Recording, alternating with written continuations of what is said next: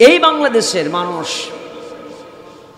ব্রিটিশের শাসন দেখেছে, ব্রিটিশ করেছে শোষণ, আইয়ুব করেছে শাসন, মুজিব দিয়েছে ভাষণ, জিয়া কেটেছে খাল, এরশাদ চাচা নানান তাল, সব কিছুই দেখা 53 বছরে এই বাংলাদেশের জনগণের শেষ। আগামীতে এই দেশের মানুষ দেখতে চায় সোনালী সুন্দর আল কোরআনের কথা কয় না, সব আজকে আমি করবো, আপনারা বলবেন না। আল কোরআনের বাংলাদেশ দেখতে চান কি চান না? সে আল কোরআনের বাংলাদেশের কথা আমরা শুধু শুনি। খৈরুল কুরুনি করনি সুম্মাল্লাযীনা ইয়ালুনাহুম সুম্মাল্লাযীনা ইয়ালুনাহুম। আমরা প্রত্যেক দিন জুমার দিনে খতিব সাহেবের মুখ থেকে স্বর্ণযুগের সেই ইতিহাস, স্বর্ণযুগের কাহিনী আমরা প্রতিনিয়তই শুনি। সে সমস্ত সাহাবা একরামের জন্য দোয়াও করি। প্রিয় ভাই আমার, সেই স্বর্ণযুগটা কেমন ছিল, সেই দৃশ্যগুলো আমরা শুধু শুনেছি, সেটাকে আমাদের দেশেও হোক আমরা চাই কি চাই না? কথা বলেন, চাই কি চাই না? সবাই চাই তো? আসুন সেই কোরআন থেকে আজকে হেডলাইন আমি বলে দিচ্ছি। আজকের আলোচনার সাবজেক্ট হচ্ছে আল্লাহর এই জমিনে দিনটা প্রতিষ্ঠিত করতে হবে কেন, দিন প্রতিষ্ঠার উপকারিতাটা কি, দিন প্রতিষ্ঠা করলে পরে এই দেশের মানুষ কি কি সুযোগ সুবিধা উপকার পাবে জানতে চান? কথা বলেন, জানতে চান? কেন দিন প্রতিষ্ঠা করতে হবে, আর প্রতিষ্ঠিত হলে এই দেশের মানুষ কি কি সুযোগ সুবিধাগুলো পাবে, আমরা সে বিষয় সম্পর্কে জেনে বিদায় হব। কারণ আগামীতে এই দেশ আর কোনো স্বৈরাচার শাসকের কাছে আমরা আর বর্গা দিতে চাই, আর কোনো মার্কার পরিবর্তন আমরা দেখতে চাই না। আমরা বারবার শুধু মার্কার পরিবর্তন দেখি, একবার হয়তো বাঙ্গি মার্কা, আর একবার হুক্কা মার্কা, হুক্কা মার্কা বাঙ্গি মার্কা। এই হুক্কার বাঙ্গি আর আমরা দেখতে চাই? আমরা দেখতে চাই সেই সমস্ত মানুষ দ্বারা এই সমাজ পরিবর্তন হবে, যে সমস্ত মানুষের কাছে দেশ নিরাপদ, দেশের টাকা নিরাপদ, দেশের মানুষ নিরাপদ, ওই রকম ভালো মানুষদের কাছে এই দেশটাকে আমরা তুলে দিতে চাই। কথা বলেন, চান কি চান না? চাই। এজন্য আমাদেরকে কোরআন মাফিক জীবন গড়তে হবে, কোরআনের অনুশাসন মেনে চলতে হবে, কোরআন পড়তে হবে, কোরআন বুঝতে হবে। না হলে আমরা এই সুন্দর সমাজ গঠন করতে পারবো না। প্রিয় ভাই আমার, আনুষ্ঠানিকতার মধ্য দিয়ে কোরআন দিয়েই শুরু করতে চাই। কোরআনের মর্যাদাকে উপস্থাপন করতে চেয়ে ভাবে কোরআন কি জিনিস, কি মূল্যবান গ্রন্থ আল্লাহ দিলেন আমরা বুঝলাম না। আল্লাহ সুবহানাহু ওয়া তাআলা বলেন, কুল বিফাদলিল্লাহি ওয়া বিরহমাতিহি ফাবিযালিকা ফালইফরাহু হুয়া খায়রুম মিম্মা ইয়াজমাউন। আল্লাহ সুবহানাহু ওয়া তাআলা বলেন, বান্দারে, এই পৃথিবীর জমিনে যত নিয়ামত তোমাকে দিয়েছি, তোমার জন্য যত অনুগ্রহ আমার আছে, তোমার প্রতি যত করুণা, যত দয়া আছে, যত নিয়ামতের ভিতরে তোমাকে ডুবিয়ে রেখেছি, তার মাঝে শ্রেষ্ঠতম দয়া, শ্রেষ্ঠতম অনুগ্রহ যেইটা আমি তোমাদের জন্য করেছি, আমি তোমাদের জন্য কোরআনুল কারীম নাযিল করে দিয়েছি। সুতরাং এই কোরআন পেয়ে পাবে যারা, কোরআন পেল যারা, আনন্দ করবে তারা। এই কোরআনুল কারীম পাবার পরে আনন্দ করবে তারা। এই দুনিয়ার জমিনে যা কিছু তোমরা গচ্ছিত রাখো, পুঞ্জীবিত করে রাখো, আল্লাহ রাব্বুল আমিন বলেন, সকল পুঞ্জীবিত করে রাখা জিনিসগুলোর চাইতে আল্লাহ রাব্বুল আলামিনের কোরআনটাই হলো শ্রেষ্ঠ কিতাব। জোরে বলেন সুবহানাল্লাহ। সেই কোরআনটাকে ধরতে হবে, কোরআনকে মানতে হবে। কোরআনের অনুশাসন যদি না মেনে চলে, তাহলে পৃথিবীর জমিনে শান্তি হবে না। কোরআনুল কারীমকে মানার জন্য যারা শান্তি পেয়েছে, মর্যাদা পেয়েছে, একটু কবি ইকবালের দিকে তাকায়া দেখেন। আল্লামা ইকবাল সুন্দর করে বলেন, ও জামানা মে মুআজ্জাজ থে হাম মুসলমান হোকর और तुम खारे में तारिके कुरआन होकर। সে জামানার মানুষগুলো কোরআন ধরার জন্য, কোরআনকে ফলো করার জন্য, কোরআনের অনুশাসন মেনে চলার জন্য মর্যাদার উচ্চ আসনে তারা সমাসীন ছিল। আজকের জামানার মানুষগুলো কোরআন ছেড়েছে, ইসলাম ছেড়েছে, যার কারণে লাঞ্ছিত, বঞ্চিত, গঞ্জিত, শোষিত জাতিতে তারা পরিণত হয়েছে। এই জন্য কোরআনকে ধরতে হবে। তাই তো আল্লাহ তাআলা সুন্দর করে বলেন, ওয়া'তাসিমু বিহাবলিল্লাহি জামিআন ওয়া লা তাফাররাকু واذكروا نعمة الله عليكم إذ كنتم أعداء فألف بين قلوبكم فأصبحتم بنعمته إخوانا حبل الله أي حبل القرآن আল্লাহর রজ্জুটাকে তোমরা ধরো আর পরস্পর বিচ্ছিন্ন হয়ো না। আল্লাহর রজ্জু মানে কোরআনটাকে আঁকড়ে ধরো আর আল্লাহর নিয়ামতটাকে স্মরণ করো। যখন তোমরা একে অপরের শিরে শত্রু, আল্লাহ তোমাদের অন্তরের মধ্যে প্রীতির সঞ্চার করে দিয়েছেন, যাতে করে তোমরা একে অপরের শত্রুতা থেকে ভাই হয়ে গিয়েছো। বলেন সুবহানাল্লাহ। সেই কোরআন মানতে হবে। সেই কোরআনকে নিয়ে আজও চক্রান্ত আছে না নাই? এই বাংলাদেশের মানুষ নামাজ পড়ে কোরআন দিয়ে, তাফসীর মাহফিল করে কোরআন দিয়ে, কিন্তু তারা এই সমাজটাকে কোরআন দিয়ে পরিবর্তন করতে চায় না। তারা চায় না ওই সংসদ ভবনে কোরআনুল কারীমের আইন বাস্তবায়ন হোক। আমরা ওই সংসদ দেখতে চাই না যেই সংসদে কোরআন দিয়ে শুরু হয়, মমতাজের গান দিয়ে শেষ হয়। তেমন সংসদ, অমন সংসদ ভবন, পার্লামেন্ট আর এই দেশের মানুষ দেখতে চায়। আমরা সেই সংসদ ভবন দেখতে চাই যেই সংসদ ভবনের ভিতরে কোরআন দিয়ে যখন শুরু হবে, উদ্বোধন হবে, কোরআনের আইন পার্লামেন্টে বাস্তবায়ন হবে, কোরআন দিয়েই পার্লামেন্টের সকল কিছু কার্যক্রম শেষ হবে। বাংলাদেশের প্রতিটা সেক্টরে, রন্ধ্রে রন্ধ্রে, পড়তে পড়তে সব জায়গায় কোরআনের আইন বাস্তবায়ন হবে। সেই দৃশ্য আমরা দেখতে চাই কি চাই না? কথা বলেন, চাই কি চাই না? সে চাইতে গেলে সজাগ দৃষ্টি রাখতে হবে।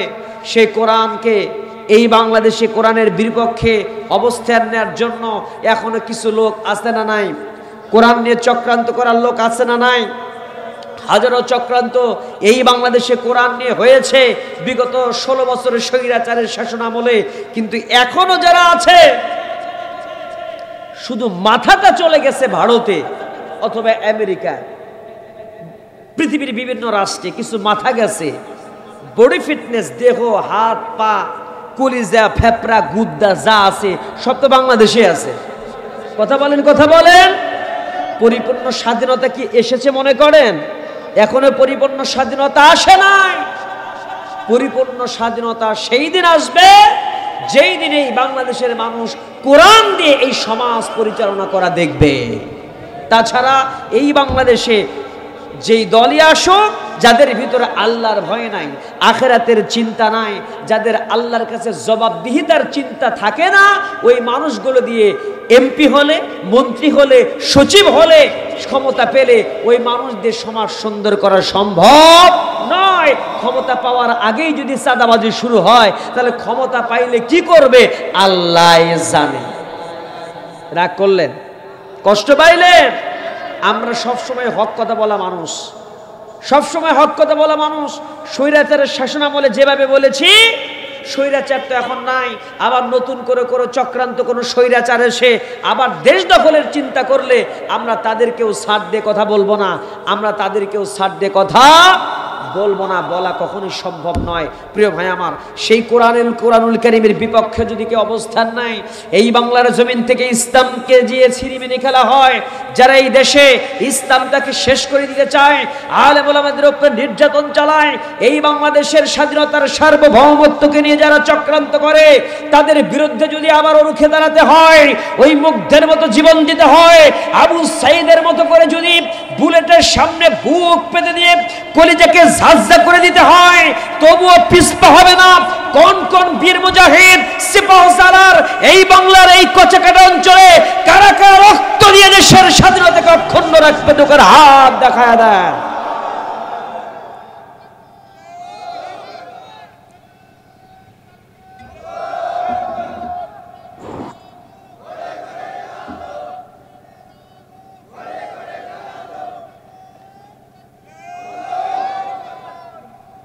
আলহামদুলিল্লাহ। তাকবীরটা কি ভারত থেকে দিলেন না বাংলাদেশ থেকে?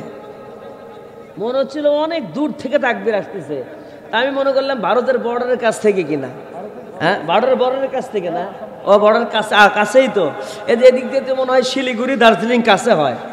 হ্যাঁ, ও আসাম আরও কাছে। আচ্ছা, আসাম কাছে হয় না? তা আচ্ছা, আমি ভাবলাম যে ভারতের বর্ডার থেকে দিল কিনা, যে এত চিকন শোনা যায় কি, মানে তাকবীর এরকম একটা সাউন্ড মনে হচ্ছে। আর যদি কাছ থেকে হতো তাহলে এরকম হতো, তাকবীর লিল্লাহি তাকবীর। এই আল কোরআনের আলোক, এই আল হাদিসের আলোক, এই কোরআন আছে যেখানে, এই আলেম ওলামা যেখানে, আমার নবী তোমার নবী বিশ্ব নবী মুস্তাফা জিহাদ জিহাদ জিহাদ চাই, আর পারে না, জিহাদ করে বাঁচতে চাই। রাসূল মোদের শিখিয়ে গেছেন জিহাদ করে বাঁচতে হবে। পারবেন না, পারবেন না, জিহাদ জিহাদ জিহাদ চাই। রাসূল মোদের শিখিয়ে গেছেন তাকবীর। এইভাবে মাঝে মাঝে তাকবীর দিলে শয়তানও দৌড় মারবে, গরম হবে শরীর, ঠান্ডাও কাছে আসবে না। তাহলে না হইলো, কথা কয় না কেন? এখন আপনারা যদি কবর আযাবের ওয়াজ শুনতে শুনতে মরার আগেই মরে ভূত হয়ে যান, তাহলে আর ওয়াজ শোনাবো কারে? মনে হচ্ছে সব ঠান্ডা হয়ে গেছেন, কথা কয় না। চলবে চলবে, থাকতে রাজি আছেন? অসুবিধা নাই তো? এই বাংলাদেশে আমরা কোরআনের অনুশাসন চাই, এই জন্য আমরা কোরআন মাফিক কথা বলতে চাই। এভাবে যে আয়াতের তেলাওয়াত করেছিলাম, আমি একটু মোডটা চেঞ্জ করে এই আয়াতের উপরে কথা বলবো ইনশাআল্লাহ। আসুন শয়তানের ওয়াসওয়াসা কুমন্ত্রণা থেকে আল্লাহর কাছে পান হাঁচিয়ে শুরু করি। সবাই বলেন, আউযু বিল্লাহি মিনাশ শাইতানির রাজীম, বিসমিল্লাহির রাহমানির রাহিম। والذي أرسل رسوله بالهدى ودين الحق ليظهره على الدين كله ولو كره المشركون। আল্লাহ তাআলা সুন্দর করে জানিয়ে দিলেন, ওয়াল্লাযী, আর তিনি সে আল্লাহ, আল্লাযী মানে যিনি, আরসালা প্রেরণ করেছেন, রাসূলাহু তার রাসূলকে, দ্বীনি হক সত্য দিন সহ পাঠিয়ে দিয়েছেন, যাতে করে লিইযহিরাহু আলা দ্বীনি কুল্লিহি, তামাম পৃথিবীর জমিনে যত মতবাদ রয়েছে, যত তথাকথিত ধর্ম রয়েছে, যত টেন্ডেন্সি আছে, যত চিন্তা চেতনা রয়েছে, মানবরচিত মতবাদ রয়েছে, সকল কিছুর ঊর্ধ্বে ইসলামটাকে, দ্বীনটাকে বিজয় করতে হবে। জোরে বলেন সুবহানাল্লাহ। দিন বিজয়ের জন্য আল্লাহ নবীকে পাঠানো হয়েছে, রাসূলদেরকে দিন বিজয়ের জন্য পৃথিবীর জমিনে পাঠানো হয়েছে। এই পৃথিবীর জমিনে দিন বিজয়ের কথা যারা শুনবে, আল্লাহ পরবর্তী আয়াতের শেষের অংশে বললেন, আল্লাহ বলছেন ওয়ালাউ কারিহাল মুশরিকুন, এই দিন বিজয় দেখলে পরে মুশরিকদের সেটা পছন্দ হবে না। দিন বিজয়ের কথা বললে তাদের গায়ে যন্ত্রণা শুরু হবে। ওয়ালাউ কারিহাল মুশরিকুন, এইটা তাদের পছন্দ হবে না। জোরে কথা বলেন ঠিক কিনা? বাধার সৃষ্টি করবে। প্রিয় ভাই আমার, আল্লাহ তাআলা এই আয়াতের ভিতরে বললেন, যুগে যুগে যত রাসূল দুনিয়াতে এসেছেন, ছিল এই জমিনটা কার, এই আসমানটা কার, এই জমিনটা কার, আপনি কার, আমি কার, সব যদি আল্লাহর হয়, এই দুনিয়ার জমিনে আইন চলবে কার? আলা লাহুল খালক ওয়াল আমর, সৃষ্টি যার, এই দুনিয়াতে হুকুম চলবে সেই আল্লাহ, কারণ আমরা বান্দাকার, আল্লাহর আইন চলবে আল্লাহ। এই জন্য তো বলি আমার মালিক খোদা আমি যে তোমার বান্দা প্রভু, তুমি যে আমার মালিক খোদা। লিল্লাহি তাকবীর।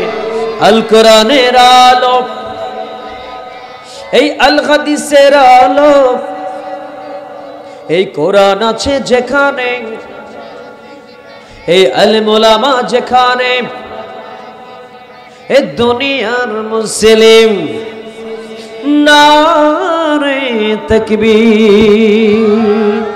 জোরে বলছি আলহামদুলিল্লাহ, জোরে বলেন আমিন। এই দুনিয়াতে আল্লাহ তাআলা রাসূল পাঠিয়েছেন উদ্দেশ্য কি? এই জমিনে কার আইন প্রতিষ্ঠিত করতে? জোরে বলেন কার আইন? আল্লাহর আইন। আল্লাহর আইন প্রতিষ্ঠা মানে কি? একটু মনোযোগ দেন। আল্লাহর আইন প্রতিষ্ঠা মানে হলো সমাজের মধ্যে আইন চলবে আল্লাহর, পরিবারের ভিতরে আইন চলবে আল্লাহর, রাষ্ট্রে আইন চলবে আল্লাহর, অর্থনীতিতে আইন চলবে আল্লাহর, সুপ্রিম কোর্টের ভিতরে আইন চলবে আল্লাহর। এই সমাজের প্রত্যেকটা জায়গায়, টয়লেট থেকে বঙ্গভবন পর্যন্ত, এই বাংলাদেশে যতগুলো সেক্টর আছে প্রত্যেকটা জায়গায় একমাত্র কেবলমাত্র আইন চলবে কার? যেই দিন এই সমাজটা দেখতে পাবেন সকল জায়গায় আল্লাহর আইন দিয়ে প্রতিষ্ঠিত হচ্ছে, আইন দিয়ে সমাজ চলছে, আইন দিয়ে সকল কিছু চলছে, বুঝতে হবে সেই দিন আল্লাহর আইনটা প্রতিষ্ঠিত হয়েছে। কিন্তু আজকে আমাদের সমাজের মধ্যে মসজিদে আইন চলে আল্লাহ, মাহফিল আইন চলে আল্লাহর, ওই পার্লামেন্টে সংসদ ভবনে আইন চলে কার? আইন চলে হলে ব্রিটিশের শয়তানের আইন চলে। যে বাজারে নামাজ পড়ল আল্লাহর আইনের বিপক্ষে অবস্থান নিল, এই সমাজে আল্লাহর আইন প্রতিষ্ঠার জন্য কাজ করলো না, আল্লাহ তাআলা বলেন ওই সমস্ত মানুষের জন্য অবস্থা কি হবে? ওয়ামাই ইয়াবতাগি গায়রাল ইসলামি দীনান ফালাই ইউকবালা মিনহু ওয়া হুয়া ফিল আখিরাতি মিনাল খাসিরিন। এই দুনিয়ার জমিনে যারা কি করবে? আল্লাহর আইনের বিপক্ষে অবস্থান নেবে, মানব রচিত মতবাদের দিকে যারা থাকবে, এই সমাজের মানুষ যারা এইরকম পৃথিবীতে চলাফেরা করবে, ওমাইয়াবতাগি গায়রাল ইসলাম, ইসলাম বাদ দিয়ে অন্য কোনো তন্ত্র মন্ত্রের দিকে চলবে, তাহলে আল্লাহ বলছেন ওই সমস্ত মানুষের কোনো কিছু আল্লাহ গ্রহণ করবেন না। আল্লাহ রব্বুল আলামিন তাদের জন্য রেখে দিয়েছেন এমন অবস্থা, আখিরাতের জমিনে তারা ক্ষতিগ্রস্ত হয়ে যাবে, ক্ষতিগ্রস্তদের অন্তর্ভুক্ত হবে। কথা বলেন ঠিক না? কিন্তু আমাদের দেশের মানুষগুলো করে কি? নামাজ পড়ে, রোজা করে, হজ করে, যাকাত দেয়, অনেকগুলো কাজ তাদের ভালো আছে, কিন্তু তারা নির্বাচনের ভিতরে যখন যায় বলে যা করো করো, সিল কিন্তু নৌকা মার্কাতেই মাইরো। এই কথা কোন আছে না নাই? যা করো করো, নির্বাচনে ভোট কিন্তু ওই আগেরটাই দিও।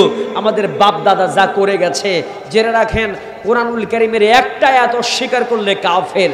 কোরআনুল কারীমের আন আকিমুদ্দিন লা তাতাফাররাকু ফীহ, এই দুনিয়াতে আল্লাহর দ্বীনটাকে প্রতিষ্ঠিত করতে হবে, মতের পার্থক্য তৈরি করা যাবে না। এই আয়াতকে যারা গ্রহণ করে না, এই আয়াতের বিপক্ষে অবস্থান নেয়, এই আইন বাস্তবায়ন করতে চায় না, ওর নামাজ ও রোজা ইসলামের কোনো কাজ যারা অন্য অন্য কাজ করে কিন্তু আল্লাহর এই জমিনে আল্লাহর আইন প্রতিষ্ঠিত হোক এটা চায় না, ওর মুনাফিকের মৃত্যু হবে, ও জান্নাতি হতে পারে না। কথা বলেন, কথা বলেন। আফাতুমিনুনা বিবাদিল কিতাবি ওয়া তাকফুরুনা বিবাদ, তুমি সুবিধা মতো নিজেদের কিছু অংশ মানবা, হ্যাঁ কোরআনের কিছু মানবা আর কিছু মানবা না, তোমার মতো মুনাফিক লোক আল্লাহর দরবারে কবুল হতে পারে না। এই জন্য এই সমাজে, এই রাষ্ট্রে আল্লাহর আইনকে প্রতিষ্ঠিত করতে হবে। রাজি আছেন না নাই? কারা কারা রাজি? দোকানে হাত আল্লাহকে দেখায়া দেন। লিল্লাহি তাকবীর, লিল্লাহি তাকবীর। হাত নামান, আসেন।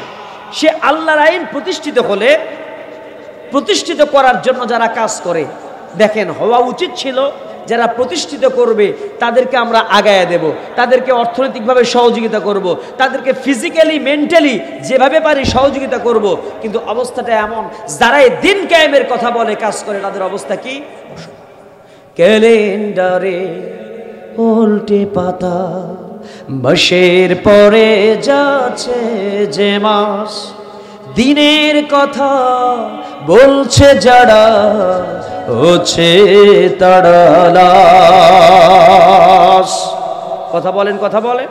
যারা দিনের কথা বলে, ইসলামের কথা বলে, তাদেরকে জঙ্গিবাদের ট্যাগ দিয়া, যেই সরকারি আসুক তাদেরকে জঙ্গি ট্যাগ দিয়ে, আইএস ট্যাগ দিয়ে, তালেবান ট্যাগ দিয়া তাদের এই বাংলাদেশে তাদেরকে কোণঠাসা করে এই বাংলাদেশ থেকে তারা মূলোৎপাটন করার চেষ্টা করে। কারণ তারাও চায় না এই সমাজে ইসলাম প্রতিষ্ঠিত হোক।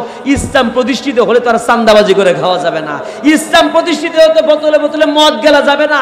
ইসলাম প্রতিষ্ঠিত হলে তো এই সমাজের ভিতরে বদমাইশি করা যাবে না।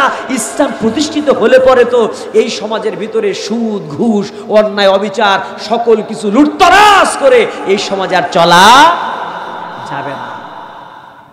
গরম ভাতে বিড়াল যেমন বেজার, ঠিক ওই সমস্ত মানুষগুলো কোরআনের আইন প্রতিষ্ঠিত হোক এটা তারা ওই রকম বেজার তারা কখনো কামনা করে না। তারা চায় না, তারা শুধু নামাজ, রোজা আর তাফসির মাহফিল, মসজিদ পর্যন্ত কোরআনটাকে সীমাবদ্ধ করে রাখতে চায়।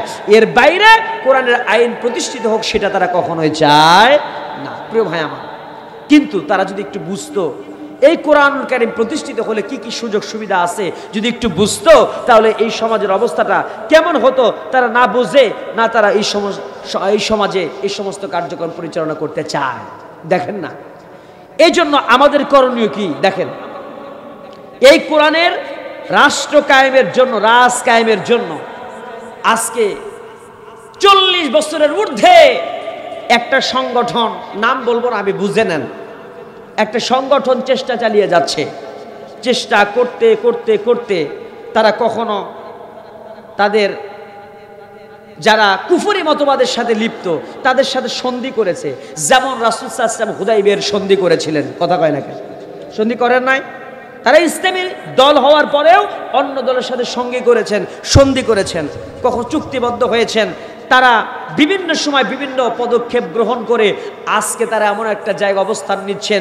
প্রধান একটা বিরোধী ইসলামী দল যদি হয় অন্য অপশক্তির বিপক্ষে, সেটা কোন দল এটা আর আমার মুখে বলার প্রয়োজন হয় না।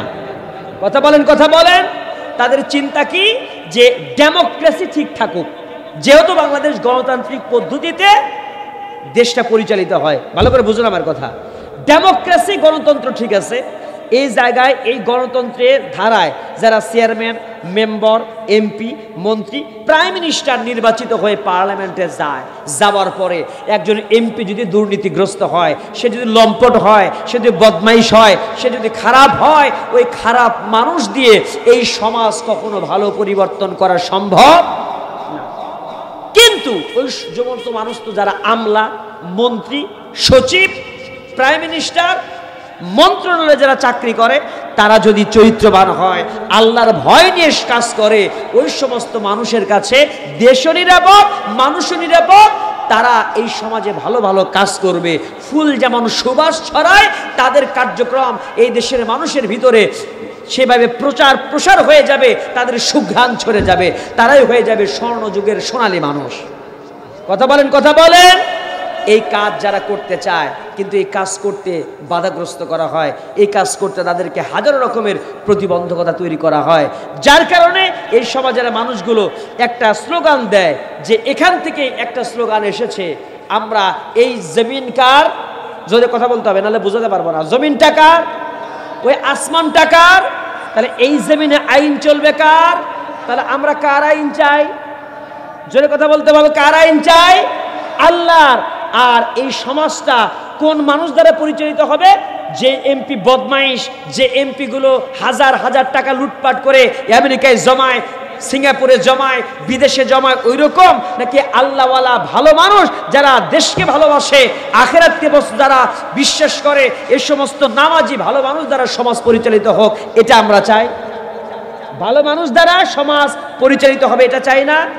এখান থেকে আমরা বলতে পারি আল্লাহর কথা না বলে বুঝি কি, জোরে বলেন, কার আইন চাই, আল্লাহর আইন চাই, আর ভালো মানুষের শাসন চাই, সৎ মানুষের শাসন চায়, হয়ে গেল। তাহলে আল্লাহর আইনটাও ঠিক থাকলো। ভালো মানুষ দ্বারা যদি সমাজটা পরিচালিত হয়, সৎ মানুষ দ্বারা, যোগ্য মানুষ দ্বারা নেতৃত্ব দিয়ে যদি সমাজ পরিচালিত হয়, এই সমাজে দুর্নীতি থাকবে না, এই সমাজে ঘুষ থাকবে না, এই সমাজের প্রত্যেকটা মানুষ সুন্দর শান্তিতে বসবাস করবে। এমনকি বিধর্মীরাও, হিন্দুরা, খ্রিস্টানরাও তেমন সুখে থাকবে। ডিমের মধ্যে কুসুম যেমন নিরাপদে থাকে, ঠিক তেমনি করে কুসুমের মতো করে হিন্দু, বৌদ্ধ, খ্রিস্টানরাও নিরাপদে ওই জমিনে, ওই জনপদে, ওই রাষ্ট্রে সুন্দর সুখ শান্তিতে থাকবে। কথা বলেন, কথা বলেন। আমরা কি চাই কি চাই না? এখন এই দিন কায়েম করতে গেলে কিছু প্রতিবন্ধকতা আছে, আমি মাঝখানে আসি। সেই প্রতিবন্ধকতাগুলো কি? কখনো কখনো আপনাকে যুদ্ধেও যাওয়া লাগতে পারে, কখনো কখনো আপনাকে গুমও হওয়া লাগতে পারে, কখনো কখনো খুবাইবের মতো জীবন দেওয়াও লাগতে পারে। খাব্বাবের মতো করে পিঠ আগুন দিয়ে ঝলসে দিয়েছে, তবুও খাব্বাব ওই দিন ছাড়ে নাই। আল্লাহর জমিনে আল্লাহর আইন প্রতিষ্ঠিত হোক, সেই কাজ থেকে এক চুল পরিমাণ পিছপা হয় নাই। এজন্য ভাই আমার, সমাজে আইন প্রতিষ্ঠিত করতে গিয়ে সাহাবা একরাম যেমন করে জীবন দিয়েছেন, যেমনি করে এই সমাজে সুন্দর পরিবেশ তৈরি করতে গিয়ে যেমনি যুদ্ধের ময়দানে চলে গেছেন, আপনাদের জন্য যদি ওইরকম পরিবেশ আসে, আপনাকে মায়া মহব্বত ভালোবাসা ছেড়ে দিয়া ওই জিহাদের ময়দানে যেতে পারবেন? রাজি আছেন? আছেন? আছেন? কারা কারা রাজি? একটু হাত তুলে দেখান তো ইনশাল্লাহ। লিল্লাহি তাকবীর। হাত নামান, বুঝাইয়া দেই। হুনাইনের যুদ্ধের কথা বলি আমি। দিন কায়েমের জন্য আল্লাহর নবী কখনো উহুদের প্রান্তরে দৌড় দিয়েছেন, জিহাদের জন্য প্রস্তুতি নিয়েছেন, কখনো বদর যুদ্ধের ময়দানে চলে যেতে হয়েছে। বিশ্বনবী সাল্লাল্লাহু আলাইহি ওয়াসাল্লাম হুনাইনের যুদ্ধের জন্য যখন সাহাবীদেরকে প্রস্তুত করলেন, রিক্রুট করলেন, হুযায়ফা রাদিয়াল্লাহু তাআলা আনহু হুনাইনের যুদ্ধের ময়দানে যাবেন, তার আগে হুযায়ফাকে বললেন, হুযায়ফা রে, তুমি কি বিয়ে করেছো? ইয়া রাসূলুল্লাহ, কি সময় হয়নি, বিয়ে করা হয়নি। হুযায়ফা, তুমি বিয়ে করে নাও। হুযায়ফা রাদিয়াল্লাহু তাআলা আনহু বিয়ে করলেন। বিয়ে করেছেন দুপুরবেলা, সন্ধ্যার পরে বাসর ঘরে যাবেন। এমন সময় রাসূলের চিঠি এলো, হুযায়ফা, হুনাইনের যুদ্ধের ময়দানে তোমাকে যেতে হবে। হুযায়ফা রাদিয়াল্লাহু তাআলা আনহু বলে, ইয়া রাসূলুল্লাহ, কি আপনি আমাকে যখন অর্ডার করেছেন সঙ্গে সঙ্গে রওনা, সঙ্গে সঙ্গে আমি প্রস্তুতি নিলাম, রেডি হয়ে গেলাম। রাসূলের দরবারে হুযায়ফা চলে আসলেন। 3 দিন পর্যন্ত হুযায়ফা রাদিয়াল্লাহু তাআলা আনহু যখন রাসূলের দরবারে আছেন, এই 3 দিন একের পর এক স্ত্রীর কাছ থেকে চিঠি আসলো। সেই চিঠিগুলো হুযায়ফা রাদিয়াল্লাহু তাআলা আনহু পড়েন আর চোখের পানি ফেলে ফেলে কাঁদেন। রাসূল বলছেন, হুযায়ফা রে, কার চিঠি পড়ো আর তুমি চোখের পানি ফেলে ফেলে কাঁদো? ইয়া রাসূলুল্লাহ, কি নতুন বিবাহ করেছি, স্ত্রীকে তেমন কোনো সালাম দিয়ে আসতে পারি নাই, স্ত্রীকে তেমন কোনো সুন্দর করে বিদায়টাও নিতে পারি নাই। আপনি ডেকেছেন, চলে এসেছি। স্ত্রী আমাকে ভালোবেসে আবেগে অনেকগুলো চিঠি লিখেছে। 3 দিন পর্যন্ত, 3 দিন আপনার কাছে অবস্থান করছে, এখনো তো যুদ্ধে যাওয়া হয় নাই। আমাকে প্রত্যেক দিন আমার স্ত্রী যখন ভালোবেসে চিঠি লেখে, ওই আবেগ মাখা চিঠিগুলো পড়ে পড়ে আমি চোখের পানি ফেলে ফেলে কাঁদি। আল্লাহ নবী বুঝতে পারলেন, হুযায়ফা রে, স্ত্রীর কাছে চলে যাও আর সুন্দর করে বিদায় নিয়ে আসো। হুযায়ফা রাদিয়াল্লাহু তাআলা আনহু চলে গেলেন স্ত্রীর কাছে। স্ত্রীর কাছে গিয়ে সালাম করলেন। সালাম করে বললেন, স্ত্রী রে, আল্লাহ রাসূল আমাকে জিহাদের ময়দানের জন্য রিক্রুট করেছেন, প্রস্তুত করেছেন। আমি জিহাদের ময়দানে চললাম। তোমার সঙ্গে আমার কোন সম্পর্ক, দাম্পত্য জীবন শুরু হলো। আমি তোমার কোনো হক আদায় করতে পারলাম না। আমার প্রতি কোনো দাবি রেখো না। মেহেরবানি করে আল্লাহর রাস্তায় তুমি আমারে মাফ করে দিও আর আমার জন্য দোয়া করো। আমি জানো ওই হুনাইনের যুদ্ধের ময়দানে আমি যেন শহীদ হয়ে আসতে পারি, আমি যেন শহীদ হতে পারি। স্ত্রীকে সালাম করে সুন্দর করে হুযায়ফা রাদিয়াল্লাহু তাআলা রওনা দিলেন জিহাদের ময়দানে। মাথায় হেলমেট পরলেন, লৌহবর্ম পরলেন, লোহার পোশাক পরে, মাথার মধ্যে হেলমেট পরে, লোহার হেলমেট পরলেন, সুন্দর করে রওনা দিলেন জিহাদের ময়দানে। এক হাতে তলোয়ার উঁচু করলেন, আর এক হাতে ইসলামের পতাকাকে উঁচু করে সামনের দিকে যখন রওনা দিয়েছেন, সামনের দিকে এগিয়ে গেলেন।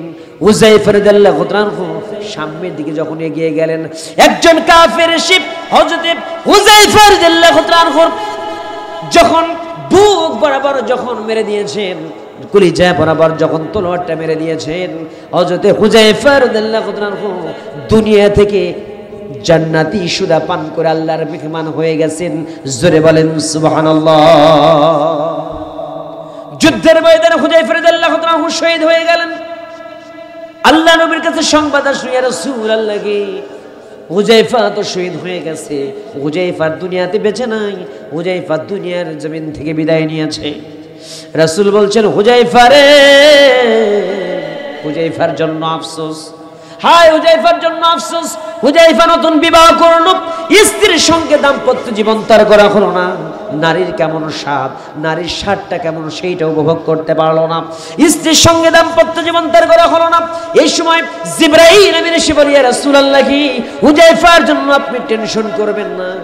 আপনি তো জানেন না হুযায়ফা দ্বীন কায়েমের জন্য, ইসলামের জন্য জিহাদের ময়দানে জীবন দেওয়ার কারণে আল্লাহ রাব্বুল আলামিন ওই জান্নাতের মধ্যে হুযায়ফার দেহ রূহটাকে অসংখ্য হুর আর গিলমান দিয়ে সুন্দর করে বরণ করে নিয়েছে। এই হলো ইসলামের ইতিহাস, এই হলো ইসলামের ইতিহাস। এই ইসলামের ইতিহাস আমাদেরকে জানতে হবে, মানতে হবে। জিহাদের ময়দানে যেতে গেলে আমাদেরকে সবাইকে সজাগ থাকতে হবে, প্রস্তুতি নিতে হবে। কিন্তু এইটা আমাদের সুন্দর করে মিষ্টি খাওয়ার সুন্নাত পালন করতে ভালো লাগে, আমাদেরকে সমাজের ভিতরে সহজ সহজ ইসলামের কাজগুলো করতে ভালো লাগে। কিন্তু আল্লাহ বলছেন, তোমাদের কাছে যেটা পছন্দ হয়, যেটা ভালো লাগে, এইটার মধ্যেই কিন্তু প্রকৃত কল্যাণ নাই। আল্লাহ তাআলা সুন্দর করে সূরা বাকারার 216 নম্বর আয়াতের ভিতরে বলছেন, কুতিবা আলাইকুমুল কিতালু ওয়া হুয়া কুরহুল লাকুম ওয়া আসা আন তাকরাহু শাইআন ওয়া হুয়া খায়রুল লাকুম ওয়া আসা আন তুহিব্বু শাইআন ওয়া হুয়া শাররুল লাকুম আল্লাহু ইয়ালামু ওয়া আনতুম লা তা'লামুন। আল্লাহ তাআলা বলেন, লিখিতভাবে ফরজ করে দেওয়া হয়েছে। কুতিবা আলাইকুমুল কিতাল, যুদ্ধের বিধান তোমাদের জন্য ফরজ করে দেওয়া হলো। আর তোমরা কি করো, যদিও তোমাদের নিকট সেটা অপ্রিয় হয়, অপছন্দনীয় হয়, কিন্তু তোমরা যেটাকে অপছন্দ করো, হতে পারে ওইটার ভিতরে কল্যাণ আছে, আর যেইটা পছন্দ করো সেটার ভিতরে হয়তো অকল্যাণ আছে। যেইটা তোমাদের পছন্দনীয় সেটার ভিতরে কল্যাণ নাও থাকতে পারে। প্রকৃত কল্যাণ আছে কোন জায়গায় আল্লাহই তো ভালো জানেন। এই জন্য আল্লাহ রব্বুল আমিন জানিয়ে দিচ্ছেন, আল্লাহু ইয়ালামু ওয়া আনতুম লা তা'লামুন। আল্লাহ তো জানেন, তোমরা জানো না কোনটাই কল্যাণ কোনটাই অকল্যাণ। এই জন্য প্রিয় ভাই আমার, ইসলামের জন্য যদি হুযায়ফা রাদিয়াল্লাহু আনহুর মতো আপনাদেরকে শহীদ হতে হয়, স্ত্রীর মায়া ত্যাগ করে, সন্তানের ভালোবাসা ত্যাগ করে, বাবা মার সম্পর্কের সেই গভীর মধুর সম্পর্কের ভালোবাসা ত্যাগ করে দ্বীন কায়েমের জন্য জিহাদের ময়দানে যদি এগিয়ে যেতে হয়, এক চুল পরিমাণ পিছপা হবে না, পিছন দিকে তাকাবে না। ইসলামের জন্য, দ্বীন কায়েমের জন্য জিহাদের ময়দানে ঝাঁপিয়ে পড়বে বাতিলের বিপক্ষে। কারা কারা রাজি আছে দোকানে হাতকে দেখায় দেওয়া যায়। নারে তাকবীর, লিল্লাহি তাকবীর। এই আল কোরআনের আলো দুনিয়ার মুসলিম যারা বলছি আল্লাহুম্মা আমিন, সে শহীদি মর্যাদা নিয়ে আমরা সেটা এই পৃথিবীর জমিনে বিদায় হতে চাই।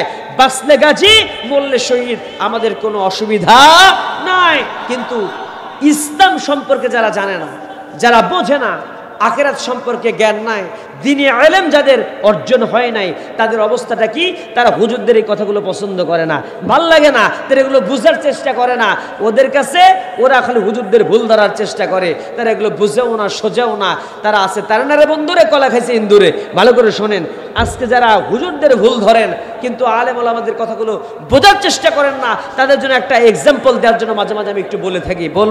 বলবো আপনারা কি চেনেন একটা জিনিস আছে সমাজে, এই যে আবর্জনা খায় একটা পাখি, কালা পাখি, দেখতেও কালা, এই একটা পাখি আছে, পচা আবর্জনা আশপাশে খায় আর ডাকে হলো কা কা করে। চেনেন এই পাখির নাম কি? কে বলে? কাইয়া। ও এই পাশে চাচা কয় কাউয়া। তাহলে এবার হয়েছে, জোরে কর নাম কি? আরো জোরে। এ জোরসে বলেন কাউয়া। আচ্ছা তাহলে চিনছেন আপনারা পাখিটা। এই কাউয়া পাখি খায়ও পচা আবর্জনা, হারামটাই খায়, এর ভাষাও খারাপ, এর আচরণও কর্কশ। কথা কয় রাখেন, এর আচরণ ভালো না খারাপ। সারাদিন এখানে ওখানে পচা আবর্জনা খায়া দুপুরবেলা বট গাছের একটা ডালে রেস্ট নিচ্ছে। আর একটা পাখি ছিল, যে পাখিটার নাম হলো বক পাখি।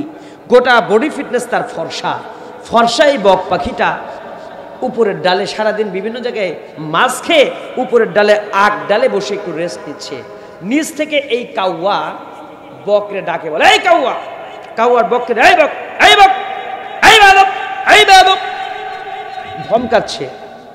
এমন ধমক শুনে এখন বক বলতেছে, ভাই তুমি এরকম করে আমাকে ধমকাও কে? তুমি কি করলাম আমি? আমার অপরাধটা কি? এভাবে তুমি আমাকে ধমকাও, কারণটা কি? আবার বেয়াদব কথা বলিস, তোর জন্য আমাদের মান সম্মান শেষ হয়ে যাচ্ছে, তোর জন্য মান সম্মান সব শেষ। বলে মান সম্মানের কি ক্ষতি করলাম আমি? তোর গোটা পা দুইটা যে কালা হুশ আছে, এই কালা পাউনের সমাজে এখানে ওখানে তুই বেড়াস আর মাছ খেয়ে বেড়াস, আমাদের পাখি জাতের দুর্নাম হয়। খবরদার এই কালা পা নিয়ে এখানে ওখানে বেড়াবি না, আমাদের পাখি জাতের মান সম্মান নষ্ট হয়ে যাচ্ছে, পাখি জাতটাই নষ্ট হয়ে যাচ্ছে। তাই নাকি? মানে আমার পা দুইটা আল্লাহ কালা বানাইছে, দেহটা তো ফর্সা, টোটাল শরীরে তো ফর্সা, তাই আমি কি ক্ষতি করলাম? আমার এরকম বানাইছে আল্লাহ, আমার তো কিছু করার নাই, আলহামদুলিল্লাহ। কিছুক্ষণ পর বক চিন্তা করে যে আচ্ছা, যে কাউয়া আমার দোষ ধরলো, আমার পা নাকি কালা, গোটা শরীর তো ফর্সা, তো কমপক্ষে কাউয়ারও তো ব্যাকগ্রাউন্ড চেক করা দরকার, নাকি বলে? বকের চোখ ছিল উপরে, নিচের দিকে তাকায়া দেখে, বকের দিকে তাকায় কয়, ওরে বাটপার, কে রে কাউয়া, আমার শুধু পা কালা, আর তোর ঠোঁট, তোর শরীর, তোর লোম, তোর ফইরা, তোর পায়ের পাতা, তোর শরীরের চামড়া শুদ্ধা কালা। এরে কাউয়া, তাতে কোনো জাত যায় না, পাখি জাতের জাত যায় না, আর আমার শুধু পা কালা, তাতেই পাখি জাতের জাত শেষ হয়ে গেল, আর আমার দোষ ধরলি, ওরে সিটা। কথা কন, কথা কন, কথা বলে। আছে না নাই এরকম কাউয়া? আছে না নাই? কাউয়া কি এখন দেশে আছে নাকি বিদেশে গেছে? কাউয়া দেশে নাই ভাই, কাউয়ারে পাচার করে দিছে। ওই যে কইলাম, সব তো আগেরটাই আছে, খালি বদলি হয়েছে। এই এলাকার নাম কচাকাটার পুলিশ, কচাকাটা থানার পুলিশ, এখন চলে গেছে কক্সবাজার, কক্সবাজারটা আসে কচাকাটা। এই নাগেশ্বরী থেকে চলে গেছে আপনার জয়, ধরে নেন হচ্ছে আপনার চট্টগ্রাম, ওখান থেকে আসছে হচ্ছে নাগেশ্বরী। সব তো আগেরটাই আছে, মাঝখান থেকে খালি চেঞ্জ করছে। এই চেঞ্জ করলে কি চরিত্র চেঞ্জ হয়েছে? কথা বোঝেন না? চরিত্র চেঞ্জ হয়েছে। এরাই সব সিস্টেম কইরা কাউয়া সাহেবকে পাঠায় দিচ্ছে। কাউয়া বুঝেন নাই? নাম আমার বলার দরকার আছে? চেনেন তো নাকি? সবাই বলে, আমি বলি না। কাউয়া কাদের কয় আর কি, এরকম কথা অনেকে বলে। সে আর এখন বাংলাদেশে নাই, পাঠায় দিছে বিদেশে। হারে, এই হলো আমাদের দেশ, এই হলো সোনার বাংলাদেশ। আছে না নাই? প্রিয় ভাই আমার, এই জন্য আলেমদের ভুল না ধরে আপনি একটু আলেমদের কথাগুলো বোঝার চেষ্টা করেন। কষ্ট হচ্ছে আপনাদের? কষ্ট হচ্ছে? আমি কি আলোচনা কি আগাবো নাকি দোয়া করে চলে যাব? 12টা বাজতে আর 20 মিনিট বাকি আছে, এখন আপনারা সিদ্ধান্ত নেন। আমি আলোচনা কি করব নাকি দোয়া করব? হ্যাঁ, আর কিছুক্ষণ চলবে? চলার পক্ষে কারা কারা হাত তোলেন? তারা তারা। এ মার্কা আছে রে, এ কোন সে মার্কা? কাউয়া। কাউয়া না, কোন আল কোরআন। আমাদের মার্কা কি? আমরা আল কোরআন মার্কা নিয়ে চলতে চাই। জোরে বলেন ঠিক কিনা? হাত নামান, ইনশাআল্লাহ সামনে আগায়। ভাই আমার, তো অনেক কথাই তো আছে, এত সংক্ষিপ্ত সময় তো বলা যাবে না। যাই হোক, তাহলে দিন কায়েমের জন্য আমাদেরকে কখনো কখনো যুদ্ধ করা লাগতে পারে, সন্ধি করা লাগতে পারে, কখনো হিজরত করা লাগতে পারে, কখনো বাড়ি থেকে অন্য জায়গায় চলে যাওয়া লাগতে পারে, কখনো খুন, কখনো গুম হওয়া লাগতে পারে, কখনো কখনো 13 বছর আয়না ঘরেও থাকা লাগতে। কিন্তু শর্ত কি? আমরা জান্নাত চাই, জান্নাতের বিনিময়ে এই কষ্টগুলো আমরা মেনে নেব, ঠিক কিনা? তাই তো আল্লাহ সুবহানাহু ওয়া তাআলা বলেন, ইন্নাল্লাহা ইশতারা মিনাল মুমিনিনা আনফুসাহুম وأموالهم بأن لهم الجنة يقاتلون في سبيل الله فيقتلون ويقتلون وعدا عليه حقا في التوراة والإنجيل والقرآن ومن أوفى بعهده من الله فاستبشروا ببيعكم الذي بايعتم به وذلك هو الفوز العظيم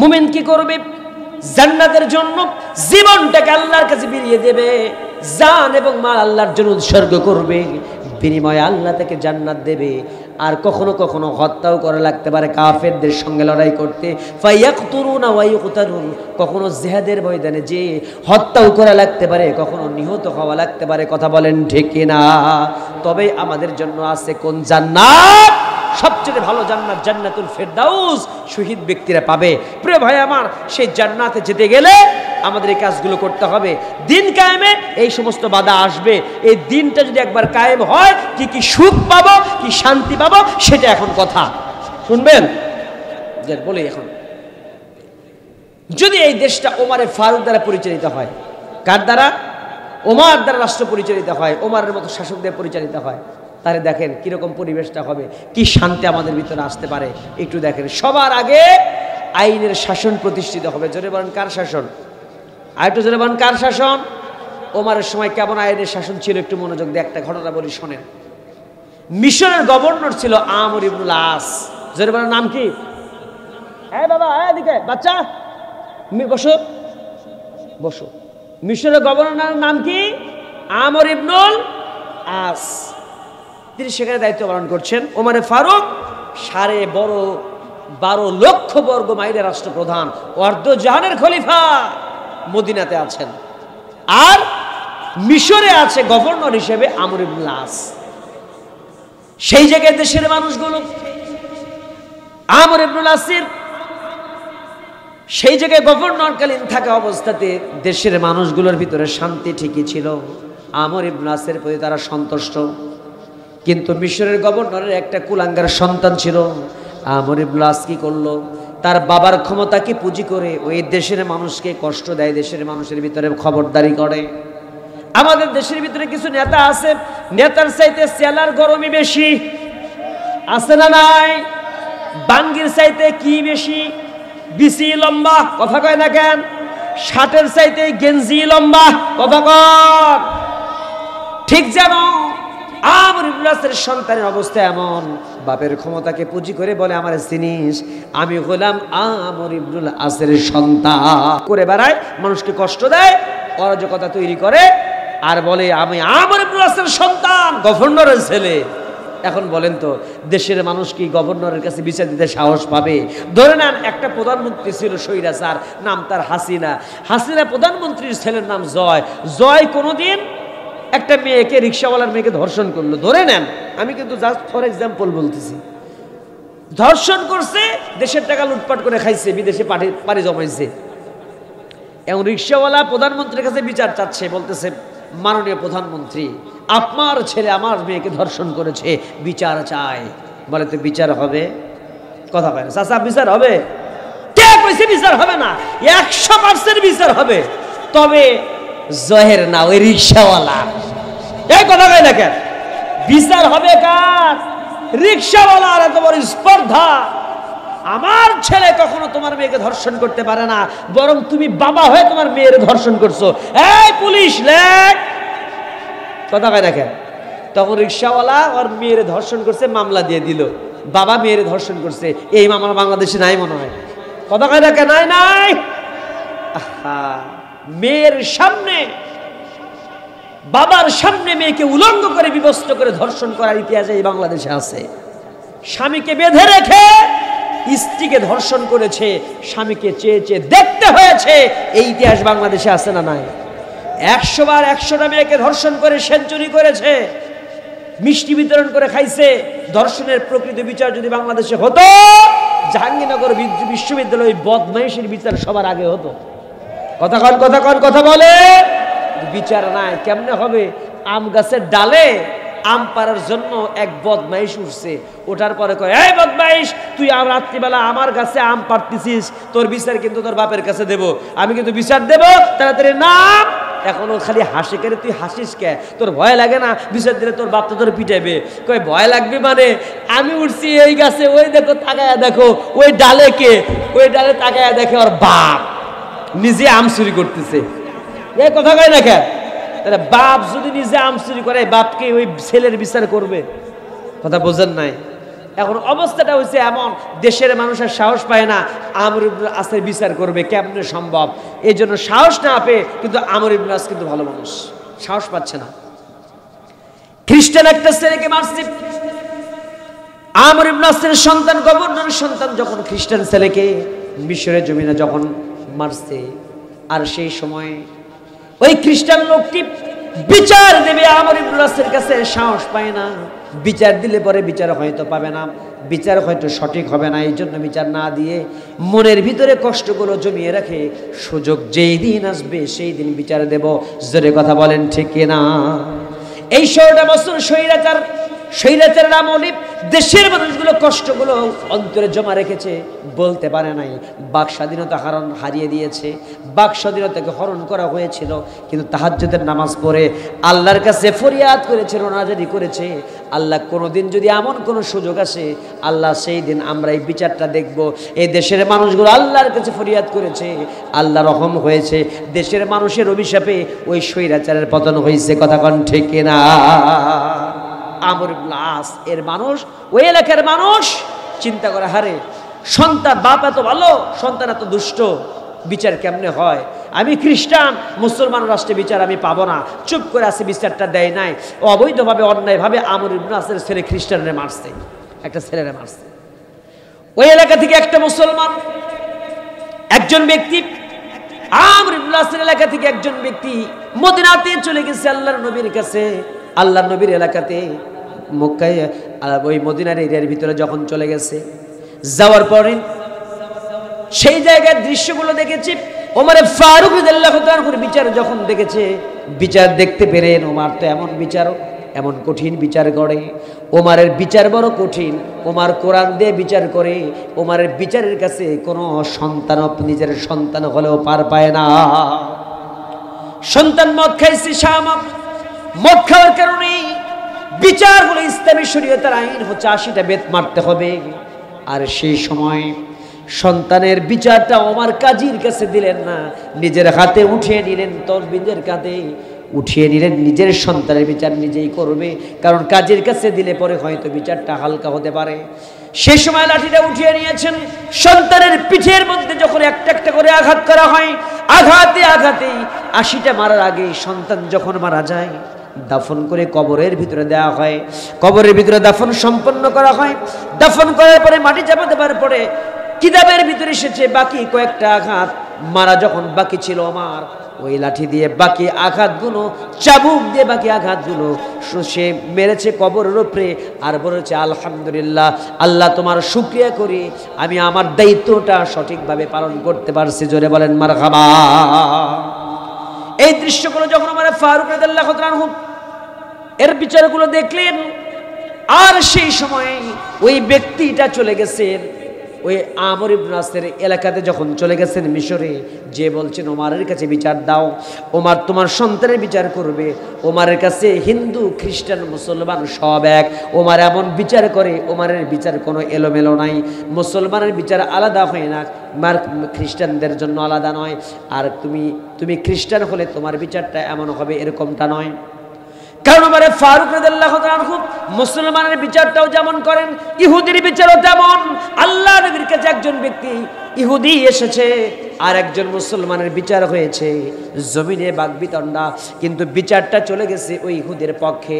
আর ওই মুসলমান বলে, ওমর তুমি আর একটা বিচার করে দাও, মুহাম্মদ রাসূলুল্লাহ সাল্লাল্লাহু আলাইহি ওয়াসাল্লামের বিচার আমার পছন্দ হয় না, আমি মুসলিম, আমার পক্ষে নবী বিচার করবে না, ইহুদের পক্ষে বিচার করে, এই বিচার আমি মানি না। তাই নাকি? নবীর বিচার পছন্দ হয় নাই? দ্বিতীয় সানি বিচার লাগবে, দাঁড়াও বিচার করতেছি। তলোয়ারটা নিয়ে এসে ঘাড়ের সাথে লাগাইয়া দিয়ে এক কপে তলোয়ার দিয়ে মাথা দেহ থেকে বিচ্ছিন্ন করে দিয়ে বলে, যেই ব্যক্তি নবীর বিচার পছন্দ করে না সে মুসলমান না, মুনাফিক। নবীর বিচার পছন্দ হয় না যার, ওমরের কাছে আসে, ওমরের বিচার এইরকম করে হয়। আল্লাহু আকবার বলেন। এর নাম ওমর। এর নাম কি? মিশরের গভর্নর, এর ছেলে যখন অন্যায় করেছে, ওই লোকটা 17 দিন উটের উপরে উঠে ওই খ্রিস্টান বাবাটা চলে গেছে মিশরে, মিশর থেকে চলে গেছে মদিনায়। আমার রস বুঝতেছেন? 17 দিন পর্যন্ত রওনা দিয়েছে উটের উপরে চড়ি, দীর্ঘ রাস্তা পাড়ি দিয়ে 17 দিন পর যখন মিশর থেকে চলে গেছে মদিনাতে, মদিনাতে গিয়ে ওমরে ফারুক রাদিয়াল্লাহু তাআলাকে যখন সমস্ত ঘটনাগুলো বলছে, ওমরে ফারুক রাদিয়াল্লাহু তাআলা সঙ্গে সঙ্গে দূত পাঠিয়ে দিয়েছেন ওই আমর ইবনুল আসকে আসার জন্য। সন্তান এসেছে, আমর ইবনুল আসের সন্তানটাও চলে আসছে। বিচার যখন করা হলো, ওমরে ফারুক বিচার করতেছিলেন, বিচার প্রমাণিত হয়ে গেল আমর ইবনুল আসের সন্তানটা অপরাধী। আমর ইবনুল আসের সন্তান যখন অপরাধ করেছে, এই সময় ওমরে ফারুক বললেন, তুমি হলো খ্রিস্টান ব্যক্তি, তুমি হলো খ্রিস্টানের সন্তান, যেমন করে তোমাকে আঘাত করেছি, যেমন করে তোমাকে প্রহার করেছে, তেমন করেই তুমি ওই খ্রিস্টান ছেলেটা, তোমাকে বলছি ওই আমর ইবনুল আসের সন্তানকে তেমন করে তুমি আঘাত করো। তেমনি করে যখন বিচারটা হয়ে গেল, সুন্দর ফয়সালা যখন হয়ে গেছে, যখন বিচারটা কমপ্লিট হয়ে গেছে, ওমরে ফারুক বলেন, শুনে রাখো দেশের মানুষ, শুনে রাখো, কোন গভর্নরকে বলি, এই দেশের মানুষ কোন গভর্নর যেন মনে না করে দেশের মানুষগুলো তার দাস, দেশের মানুষগুলো গোলাম, এমন যেন মনে না করে, বরং জান বুঝে মনে রাখতে হবে এই গভর্নর যারা দেশের দায়িত্ব নিয়েছে, এই এলাকার, এই দেশের, ওই অঞ্চলের প্রত্যেকটা মানুষের হলো গভর্নর রাখা দে। কোন দেশের প্রধানমন্ত্রী যেন মনে না করে যে দেশের সব জনগণ তার দাস দাসী, কথা কন, বরং ওই প্রধানমন্ত্রী দেশের মানুষের কি খাদেম। কিন্তু 16 বছর আমরা স্বৈরাচারী শাসন আমলে দেখেছি যে প্রধানমন্ত্রী আর ওই মন্ত্রী মিনিস্টাররা আমাদের সবাইকে দাস মনে করতো, মানুষের মূল্য নাই, জীবনের মূল্য ছিল না।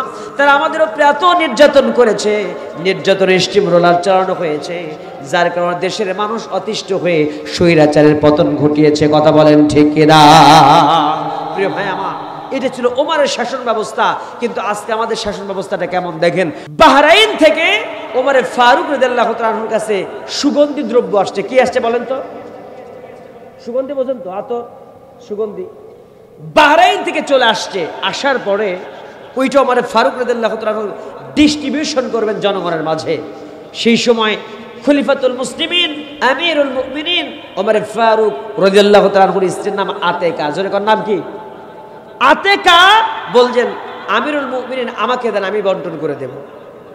হযরত ওমর ফারুক বলেন, না, তোমার বন্টন করতে হবে না, বন্টন করার দায়িত্ব আমি অন্য কাউকে দিতে চাই, আমার স্ত্রী বাদ অন্য কেউ আছে কিনা। খলিফাতুল মুসলিমিন আমিরুল মুমিনিন ওমর ফারুকের স্ত্রী বলছেন, প্রাণের স্বামী, আমি যদি বন্টন করি তাহলে সমস্যাটা কোথায়? এই সময় আমিরুল মুমিনিন বলছেন, সমস্যাটা কোনো এই জায়গায়, তুমি যখন স্ত্রী, আমার স্ত্রী, তুমি বন্টন করবে, তুমি ওমরের স্ত্রী, বন্টন করতে গিয়ে হাতের মধ্যে একটু ভরবে, অতটুকুন সুগন্ধি তুমি মুখের মধ্যে মালিশ করবে, মুখের মধ্যে মাখবে, এতে তুমি এতটুকুন বেশি উপকার ভোগ করো, বেশি এত সুগন্ধি নাও, এইটা আমি পছন্দ করি না। কিয়ামতের ময়দানে আমি ভয় করি আল্লাহ যদি আমাকে বলে তোমার স্ত্রীকে এতটুকুন সুগন্ধি বেশি ব্যবহার করেছে, বেশি পেয়েছে, এটা আমি ভয় করি, পছন্দ করি না। যার কারণে আমি চাই আমার স্ত্রী বাদ দিয়ে অন্য একজন ব্যক্তি সুগন্ধিটাকে বন্টন করে দেখ, ডিস্ট্রিবিউশন করুক। জোরে কোন মারহাবা। ওমর সে আখিরাতকে ভয় করতো, আল্লাহরে ভয় করতো।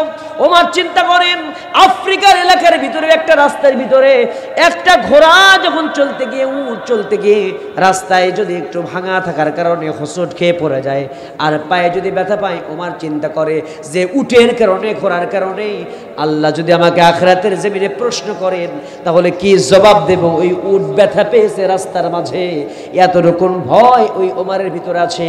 আর আমাদের দেশের প্রধানমন্ত্রীর কথা চিন্তা করেন, এইদিকে প্রধানমন্ত্রী আসবে, রাস্তা ব্যারিকেড দিয়ে দেওয়া হয়েছে, মন্ত্রী আসবে, ব্যারিকেড দেওয়া হয়েছে, আর একটা অ্যাম্বুলেন্সে প্রসব বেদনার জন্য মা ছটফট করতেছে, মুমূর্ষু রোগী দাঁড়ায় থাকে, প্রধানমন্ত্রী আগে যাক, তারপরে যাবে। কথা বলে।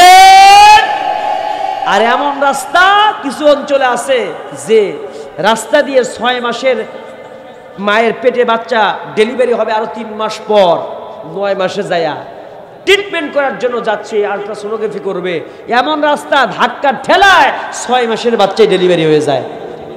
এমন ভাঙ্গা রাস্তা সমাজে আছে না নাই? অথচ কোটি কোটি টাকা লুটপাট করে সব খায়, রাস্তার দিকে তাকায় না, সমাজের মানুষের সুখের চিন্তা করে না। এই সমস্ত মানুষদের কিয়ামতের ময়দানে জবাব দিতে হবে কি হবে না? এই জন্য এরকম স্বৈরাচার কোন শাসক, টেন্ডারবাজ, চাঁদাবাজ আমরা দেখতে চাই না। আল্লাহর এই জমিনে আল্লাহর দিনটা বাস্তবায়ন হোক, সমাজের মানুষ সুখে শান্তিতে থাকবে। খলিফা ওমরের মতো এমন শাসক আমরা দেখতে চাই। কারা কারা দোকানে হাত আল্লাহকে দেখায় দেন।